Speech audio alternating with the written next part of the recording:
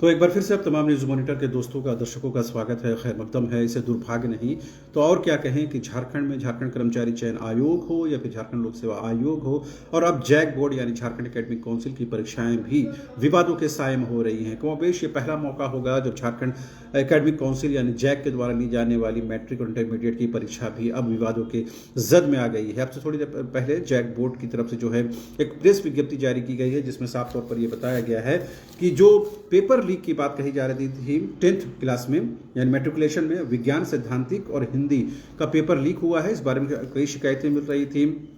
जब JAC board ने इसकी जांच की और पड़ताल की तो पता चला कि ये बात सही है और अब इन दोनों पत्रों की जो परीक्षा है वो रद्द कर दी गई है। जी हाँ, बिल्कुल। जैक बोर्ड ने अब से थोड़ी देर पहले एक नोटिफिकेशन जारी किया है जिसमें साफ तौर पर यह बताया है कि 10th में विज्ञान सैद्धांतिक और हिंदी की परीक्षा को रद्द कर दिया गया है। क्योंकि विभिन्न सूत्रों से जब ये जानकारी मिल रही थी, खासकर सोशल मीडिया में ये पत्र भी खूब वायरल हो रहा था, तो ये स्पष्ट हो गया था कि ये पेपर लीक हुआ है। लेकिन जैक बोर्ड अपने स्तर पर इस चीज़ों की जाँच कर रहा था और अब कहीं ना कहीं जो है ये पुष्टि हुई है, जिसके बाद जैक ने जो है विज्ञान सैद्धांतिक और हिंदी की परीक्षा को रद्द कर दिया है। 11 फरवरी से यह परीक्षा शुरू हुई है। इंटरमीडिएट और मेट्रिकुलेशन की दोनों में मिलाकर करीबन 7 लाख स्टूडेंट्स हैं। आप समझ सकते हैं कि इतने बच्चों का भविष्य जो है इस परीक्षा से दांव से जुड़ा हुआ है। तो इसके बाद कहीं ना कहीं जैक बोर्ड ने एक फैसला लिया है कि इन दोनों ही पत्रों की परीक्षा को रद्द कर दिया जाए। तो इस बीच में आपको ये भी पता है कि झारखंड लोकतांत्रिक क्रांतिकारी मोर्चा के केंद्रीय वरीय उपाध्यक्ष और सिल्ली के पूर्व प्रत्याशी देवेंद्र नाथ महतो ने कल ही जो है वहाँ जैक बोर्ड के अधिकारियों से मुलाकात की थी और ये कहा था कि इसमें पेपर लीक हुआ है, अगर पेपर रद्द नहीं किया गया तो वो आंदोलन करेंगे। और आज परीक्षा हुई, जिसके बाद उन लोगों ने आंदोलन करने की शुरुआत की। इस बीच जैक बोर्ड ने जो है परीक्षा पत्र जो है रद्द करने का नोटिफिकेशन जो है वो जारी कर दिया है। तो जाहिर सी बात है, कहीं ना कहीं ये कह सकते हैं कि छात्र नेता देवेंद्र नाथ महतो की भी इसमें भूमिका है। लेकिन जब जैक बोर्ड ने अपने स्तर पर इसकी जांच की और वो बात कहीं ना कहीं सही पाई गई, तो जाहिर सी बात है कि आप आंदोलन करें ना करें, कहीं ना कहीं जैक बोर्ड ने एक सही डिसीजन लिया है। लेकिन बड़ा और अहम सवाल ये उठता है कि जैक बोर्ड की आखिर ये परीक्षा प्रणाली ऐसी कैसे है कि ये पेपर लीक हो रहे हैं। आखिर क्यों विवादों के साए में ये परीक्षा चली गई है। ये छात्रों के जीवन का बहुत बड़ा परीक्षा होता है और उनके मुस्तकबिल को टर्निंग पॉइंट के तौर पर मेट्रिकुलेशन और इंटरमीडिएट की परीक्षा को देखा जाता है। ऐसे में इस परीक्षा की पारदर्शिता, उसकी पाकीज़गी को बनाए क्यों रखा गया है।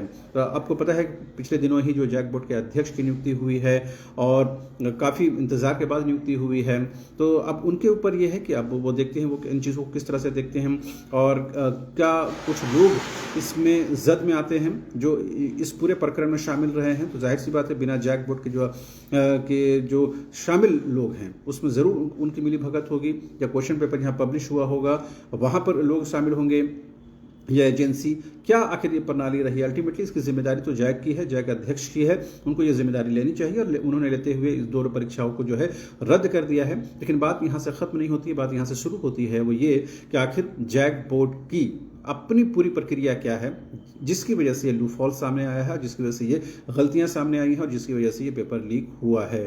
तो जाहिर सी बात है, कहीं ना कहीं जैक बोर्ड जो है अभी सवालों के घेरे में है। उम्मीद करनी चाहिए कि आइंदा जो परीक्षाएं होने वाली हैं उसमें उन पत्रों की परीक्षा फुल प्रूफ तरीके से हो ताकि कोई भी गड़बड़ी ना हो। और ये जो पेपर लीक की बात आई है कोडरमा और गिरिडीह से आई है। जी हाँ, रांची से नहीं आई, कोडरमा और गिरिडीह से आई है और इन परीक्षाओं की पारदर्शिता, वहां पर पाकीज़गी को बनाए नहीं रखा गया है, जिसकी वजह से ये चीज़ें सामने आई हैं।